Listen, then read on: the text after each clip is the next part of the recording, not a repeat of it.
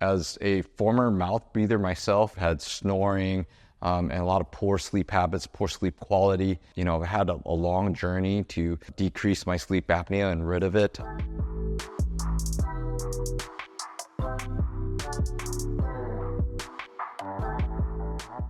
Hi everyone, I'm Dr. Justin Lin. Today, we're going to chat about my professional reaction to mouth taping. It's a method to help sleep better. Is it placebo or something worth doing?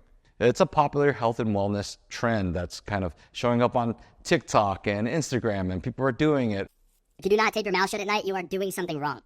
I'm a mouth taper. Of course, I'm getting the best night's sleep of my life. This is day 152 of taping my mouth at night. Some of my colleagues at the office are trying it, and they're speaking all about it, and they're raving reviews, and there's some negative side effects. So what people are using is this kind of skin-safe type of tape. It kind of reminds me of kinesio tape, to be honest. They're selling it in boxes for like $20-30 for a number of these. You're taping them in the evening before you go to bed. And it's meant to promote and encourage nose breathing.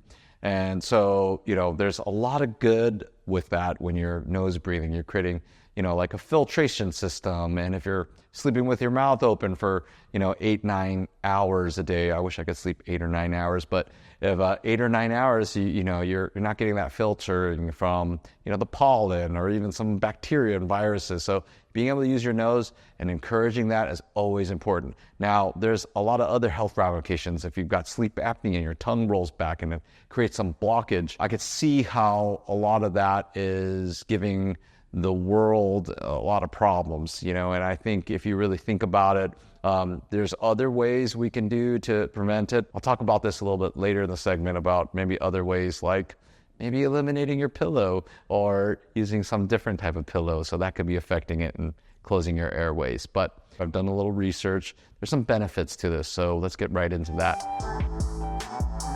Other than promoting good nose breathing or nasal breathing, I know some people are using it for reducing snoring. That's a good thing. Snoring creates a lot of that, vibration. It's making your heart work a little bit more. I know that obviously your partner, if you have one, is not going to be too happy if you're snoring.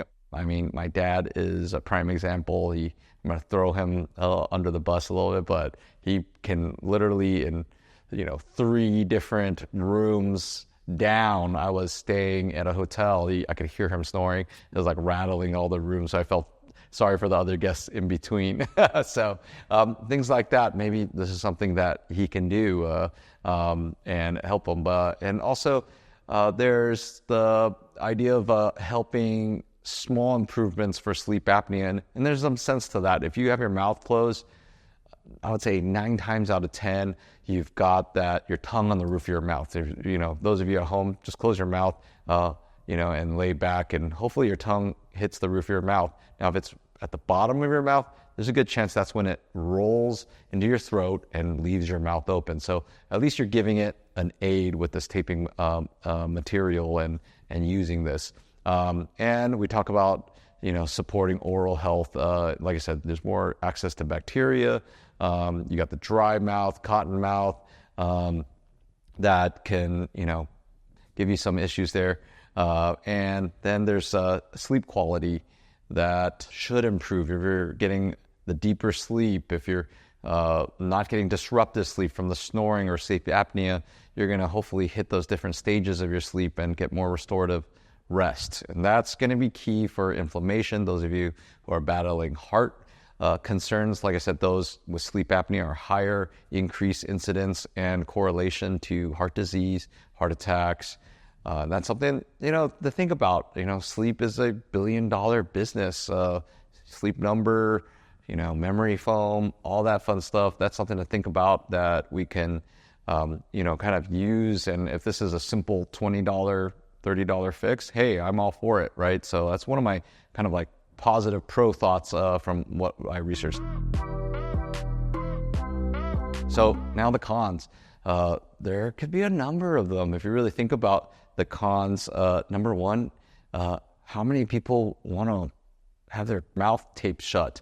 And so having that kind of covering. We're going to put this on a little bit. I'll give my 2 cents in a minute. But, when that's covered, I can only think of Jason Bourne movies or 007 movies where the hostage is being taped and, kidnapped and stuff like that. So we don't want that necessarily feeling. If you've got that feeling, please don't do this. And then the safety concerns of those of you who can't breathe, those who have a septal deviation or clogged nose.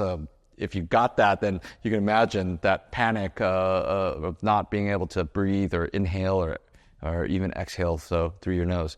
And then, of course, sometimes this tape, it's pretty strong adhesive. Some of you, if you have a little bit more thinner skin, you might want to be cautious. It can irritate your skin or your lips, for instance. So there's some recommendations of using maybe lip balm around yourself. That way just kind of protects your lips a little bit, and you can use the adhesive right around and contact the skin better. And then there's limited evidence about this, and we'll talk about that next.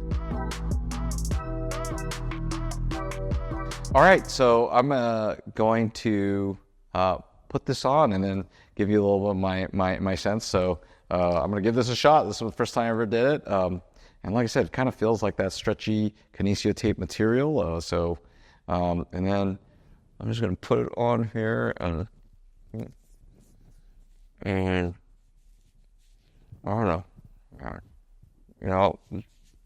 There it sits.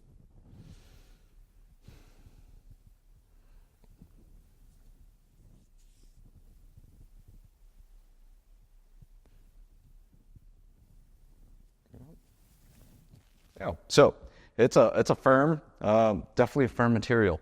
And I was trying to open my mouth a little bit. It definitely insists that I keep it closed. I would probably have to use a lot of force to open my mouth. And I was just trying different ways, but definitely my tongue naturally rests on the roof of the mouth. And so, like I said, this is kind of neat product. I could actually rip it. I still feel a little bit of the burn from ripping it off my mouth. But I would say my 2 cents kind of going into this and kind of feeling what this is. It's a passive technique, or it's a passive modality. And you want to think about when things are passive, maybe it's just a short-term fix or a cue. And those are good. Those are, there's nothing bad about that in essence. If you're kind of, reasonable here, you can, as a former mouth breather myself. Mouth breather? Yeah, a dumb person. I've had a long journey to decrease my sleep apnea and rid of it. I have had surgery for sleep apnea. And just as a former, like I said, mouth breather, I've had snoring and a lot of poor sleep habits, poor sleep quality.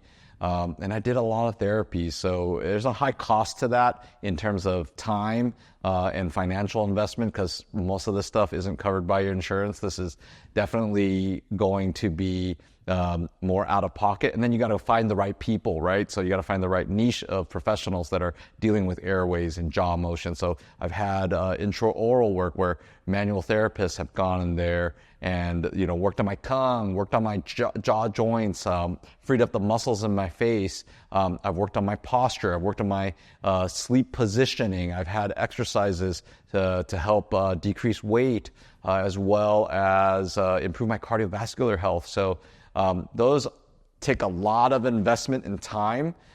Maybe this is a small investment in saying, hey, maybe just sleep is what's going to help me improve my performance in my work life or sport, or, even just cognitively be more present, less anxious. And those are some big things, you can think about in this journey to improve your sleep health. So I think that's kind of something I'm kind of just rattling off the top of my head.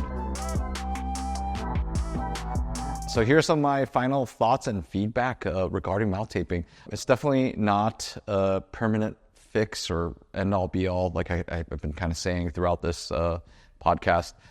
It's an aid and a cue. So what for a short-term $20, $30 kind of trial to see if you need further work, that's not a bad idea. Give it a shot before you go down that rabbit hole, make those big investments. If you plan to tape, you can use kinesio tape to make it a little bit more or less expensive or, cost-friendly. And if those of you who are freaked out, like I said, this is pretty firm, so even if you cut a little hole and just give yourself a little breather and know that you have at least a backup plan to be able to breathe while you sleep, give that a shot. And if your lips are thin or cracky or dry, throw some lip balm and then put it in around the adhesives around your skin. I've got some other recommendations. I think you could always start with weight loss, improving your cardiovascular, getting intraoral work. A lot of us manual therapists can manipulate your jaw, your kind of your organs even, kind of lift up your lungs and your heart and give it some space so it's not pulling on your throat. Imagine if I took this and pulled this down, and that's kind of something I was thinking about. Myofunctional therapy, some of my clients have done it. I haven't done it myself, but there's a lot of great results with that. So that's kind of like repositioning some of the jaw. And yeah, so I think that, you can use this tape as a cue with instruction from a professional that has been trained with airways and jaw work, maybe some more milder cases and symptoms. This can facilitate that work, so kind of hopefully give you more longer lasting change. And then, like I said, you can have a short way before you go down and make those big investments. You can give this a trial. Just a word of caution, like any responsible healthcare professional I should be, is that be careful from the stuff that you might be getting out in social media from unlicensed, not trained professionals in this realm.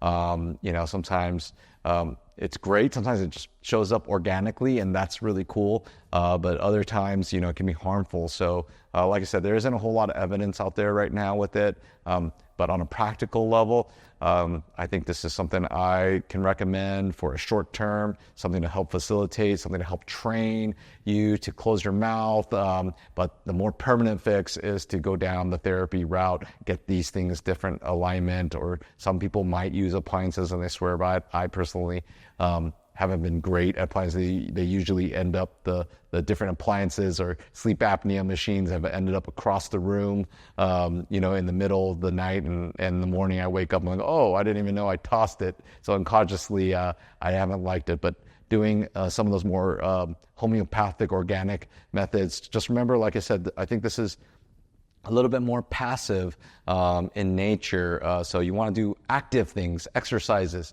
work on your posture, your sleep environment, the pillow placements. We've got those videos about how to be in better posture, how to do sleep better. Those are linked below, and you can check those out. You can check those out on our channel. We have great breathing, airway exercises, jaw tracking exercises as well. So check those out. But yeah, that's my final thoughts. So I'm Dr. Justin Lin. Remember, we heal smarter, not harder.